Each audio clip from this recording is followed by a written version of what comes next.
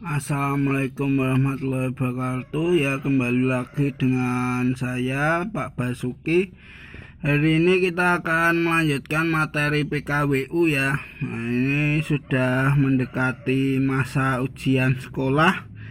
Jadi nanti perkiraan tanggal 1 Maret itu kalian sudah ujian ya. Jadi materinya harus sudah selesai seperti itu. Nah, kita masuk ke penghitungan harga jual produk peralatan teknologi terapan.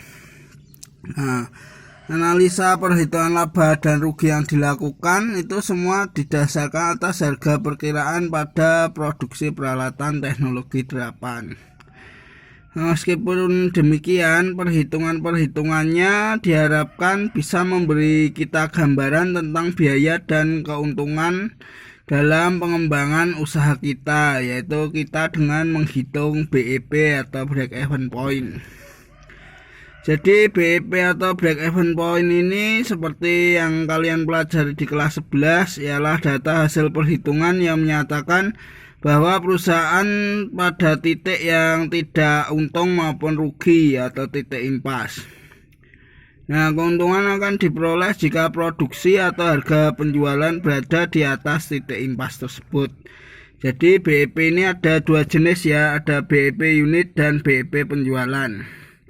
Nah, BEP unit menyatakan jumlah unit produk yang harus dicapai pada titik impas. Jadi kalau produksi kita di bawah angka BEP, maka perusahaan akan rugi. Baiknya sebaliknya, kalau produksi kita di atas angka BEP, maka perusahaan kita akan untung. Kemudian BEP penjualan yang kedua yaitu menyatakan jumlah penjualan yang harus dicapai pada titik impas. Jadi kalau jumlah penjualannya di bawah angka BEP, maka perusahaan akan merugi. Sedangkan kalau penjualannya di atas angka BEP, maka perusahaan akan untung, seperti itu. Kemudian dari perhitungan harga jual produk yang telah dibahas sebelumnya, maka dapat ditetapkan beberapa asumsi. Yang pertama, proses produksi dihitung per bulan. Yang kedua, setiap 1 hari kerja dapat mengerjakan 5 unit komposter. Kemudian yang ketiga, penggunaan listrik relatif stabil per bulan Rp200.000, dan keempat, hari produktif 25 hari. Jadi ini kita mulai mencoba menghitung BEP untuk produksi dari komposter ya. Kalau misalkan kita seandainya memiliki pabrik komposter seperti itu. Yang pertama, kita harus tahu dulu biaya bahan baku ya. Nah, biaya bahan baku drumnya kita butuh 5 buah dikali 25 dikali 200.000, maka totalnya Rp25 juta. Kemudian pipa dan sambungan PVC 1,5 meter dikali 5 unit komposter yang kita buat dengan 7,5. Dibulatkan jadi 2 batang PVC ya, 7,5 meter itu. Kemudian kebutuhan PVC 2 kali 25 kali 25.000 sama dengan Rp1.250.000. Lem PVC butuh 2 dikali 25 kali 15.000 sama dengan Rp750.000. Kemudian amplas butuh 1 dikali 25 hari kali Rp10.000 sama dengan Rp250.000. Jadi total biaya bahan baku yang kita butuhkan sebanyak Rp27 juta. Biaya tukang atau tenaga kerja 1 kali 25 kali Rp50.000 sama dengan Rp1.250.000. Lalu biaya listriknya Rp200.000 per bulan, 200.000. Jadi total biaya produksinya Rp28.950.000. Total produksinya 25 kali 5 sama dengan 125 unit.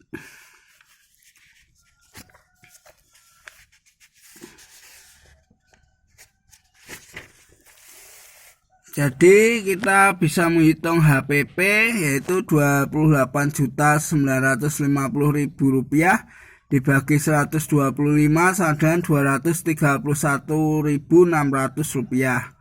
Lalu persentase keuntungan yang hendak kita ambil yaitu misalkan 30%, jadi keuntungan 30% kali HPP kali Rp231.600 sama dengan Rp69.480.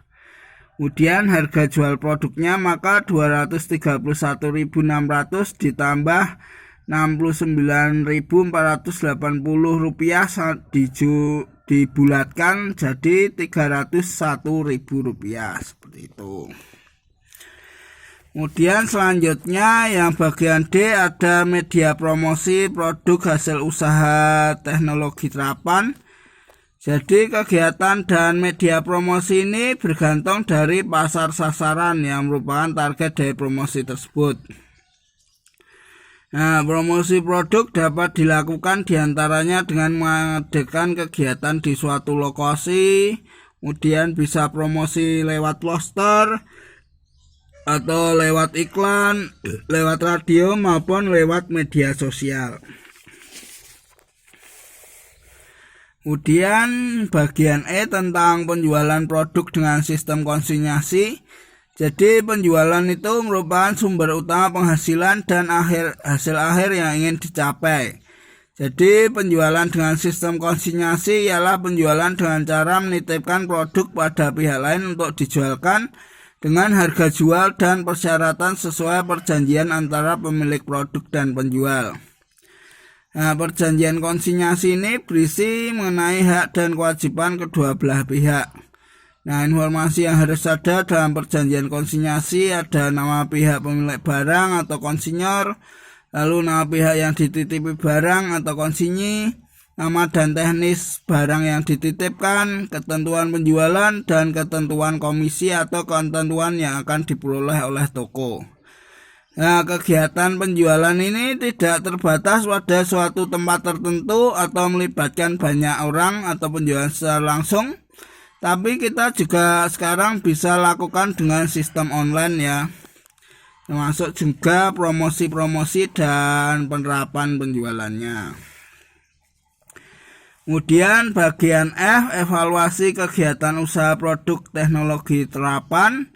Ini berkaitan tentang laporan proyek ya, kegiatan pembuatan produk teknologi terapan. Yang pertama ada informasi proyek pembuatan model atau alat teknologi terapan. Jadi Indonesia ini memiliki potensi dikembangkannya industri kreatif, yang mana pelaku industri ialah para generasi muda warga negara Indonesia yang aktif, kreatif, dan inovatif. Nah, pengembangan potensi yang ada di sekitar kita ini masih banyak sumber daya yang bisa dikreasikan menjadi produk yang punya nilai tambah ya. Jadi kita dapat melakukan observasi berbagai macam industri kreatif yang ada. Kemudian kita juga bisa melakukan pengamatan potensi sekitar yang belum tergarap. Jadi melalui proyek di pelajaran PKWU ini diharapkan bisa muncul karya-karya peralatan teknologi terapan berupa model yang memiliki nilai dan manfaat. Kemudian tugas pengembangan proyek yaitu orientasi terkait karya rekayasa produk peralatan teknologi terapan. Kemudian penelitian awal melalui observasi, gagasan atau ide, mendesain proyek, pembuatan model karya produk dan aplikasi secara umum. Kemudian cara menamai produk. Nah, produk bisa berasal dari potensi sumber daya alam yang digunakan dalam pembuatan produk. Kemudian produk ini disimpulkan melalui presentasi dan demonstrasi model atau alat untuk memperkenalkannya kepada calon konsumen. Kemudian ada gagasan yang dijelaskan bagaimana mengidentifikasi permasalahan sehingga munculnya gagasan dalam perencanaan proyek, kemudian bagaimana sistem itu bekerja, dan kelebihan dari model atau alat yang dibuat. Yang keempat, aplikasi menjelaskan tentang bagaimana model itu digunakan secara umum ya. Kemudian pekerjaan dan pendidikan terkait. Ini tentang pendidikan yang dibutuhkan untuk mengembangkan model tersebut selanjutnya. Kemudian lapangan pekerjaan seperti apa yang akan dihasilkan dari produksi alat atau model tersebut. Kemudian organisasinya, peserta didik bisa melakukan observasi lewat internet terkait produk peralatan terapan yang kalian buat ya masing-masing. Kemudian juga kalau kunjungan ke tempat proses produksi ini, kalau di masa sebelum pandemi bisa ya, tapi sekarang masa pandemi agak sulit dilakukan. Kemudian kebutuhan bahannya bisa bertanya pada guru pembimbing tentang desain dan kebutuhan peralatan dan bahan baku. Kemudian langkah kerjanya bisa dengan kerja tim. Kemudian fokusnya pada pembuatan produk peralatan teknologi terapan. Lalu perencanaan dan pengorganisasiannya diharapkan dalam waktu singkat. Kemudian lampiran portofolio berisi perencanaan, hasil kerja perorangan, evaluasi kelompok, dan evaluasi dari kelompok lain. Jadi begitu materi kita di semester 2 kelas 12 ini telah selesai. Untuk selanjutnya akan ada ulangan-ulangan dan tugas-tugas, juga nanti ada kisi-kisi ya. Terima kasih sudah menyimak. Selamat belajar dan bekerja mengerjakan tugas. Terima kasih sudah menonton.